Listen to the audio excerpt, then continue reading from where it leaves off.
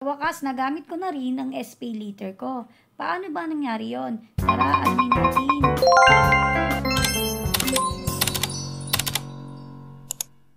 So, ito yung history ng SPayLater ko. March 15 last year, unang-una kong na-experience yung internal policy. Sabi, March 18, 2024 ay pwede na akong mag-try bumili ulit gamit ang SPayLater. Pero nag-try na akong bumili March 19 pa lang. Pero ang ending is ganun pa rin. Temporarily unavailable pa rin dahil sa internal policy at pwede ko daw itry ng March 21. Months nakalipas is nag-try ako ulit. Is May na. Pero still ganun pa rin. Hindi pa rin siya magamit dahil sa internal policy. Hindi ko na muna siya ginamit. Tapos nag-try ulit ako after 3 months which is August. Still ganun pa rin at hindi pa rin siya magamit dahil sa internal policy. Sabi kasi sa akin ni Shopee noon, ipasin ko daw muna ng ilang araw after sa designated na date. Pero kahit na ganun, hindi pa rin siya gumagana. Nagiging temporarily unavailable pa rin siya. After 3 months, which is November na, nag-try ako full payment na lahat ng utang ko dito sa SPayLater. Kumulang 200 na lang kasi siya. Tsaka naisip ko baka kapag final payment ko is magagamit ko na siya. So ayun nga nung nag-checkout ako, temporary unavailable pa rin dahil nga sa internal policy, kaya hindi ko pa rin siya talaga magamit. Totoo lang, ilang beses na akong nag-chat sa customer service, ano yung internal policy na nilabag ko pero wala silang mabigay na sagot.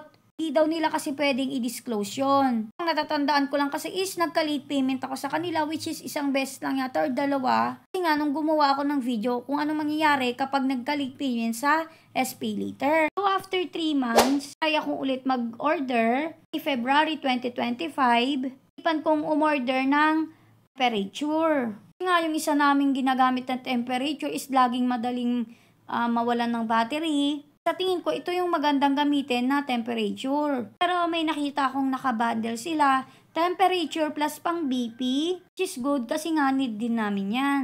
So, yan na lang yung binili ko at in-add to cart ko na. Tapos ito, nag-proceed na ako sa checkout. So, dahil nga naisipan ko itry yung SPayLater, ayun na lang yung clinic ko. Pumili lang ako ng buwan dito. Pinili ko na lang dito is yung 6 months. Sana itry yung 12 months. Kaso syempre parang ang haba-haba na nun masyado. So yung pinili ko na lang talaga is yung 6 months. Tapos ayan, clinic ko na yung place order. Tapos sinenter ko na yung SPayLater pin ko. Tapos ayan, okay na. Okay na yung SPayLater ko at nagamit ko na nga siya. Actually, pang-apat na order ko na yata ito ngayon using SPayLater. Nga, yung credit limit ko dito is 3.7 pero kung makikita nyo is 2.5 na lang siya. Kaya naman talagang nag-shopping ako maigi. Gamit yung SPayLater kasi nga, nulit ko na at baka mag-iba na naman yung ihip ng hangin kay SPayLater. Ito nga, papangalagaan ko na yung record ko dito at hindi na ako magpapa-late payment kahit isang beses. Ito nga after halos 1 year, kulang-kulang 1 year. Ang paghihintay ay magagamit ko na rin yung SPayLater ko sa wakas. Totoo lang, hindi ko na talaga inaasahan na babalik pa to. Halos hindi na nga rin ako bumibili sa Shopee dahil nga sa pangyayaring to. Kahit yung S-loan ko is naapektuhan din, hindi ko rin siya nagagamit. Parang nawalan ako ng gana sa Shopee. Bibili lang ako dito kapag alam kong mas mura dito kaysa sa ibang app. Kung kayo, kung talagang naging ganito rin yung SPayLater ninyo dahil nga sa internal policy, is ang gagawin nyo na lang talaga is maghintay. Kahit anong report natin sa customer services, wala rin naman silang magagawa. So, ayun nga no, sana may natutunan kayo sa video na ito. Thank you for watching. Yan lang!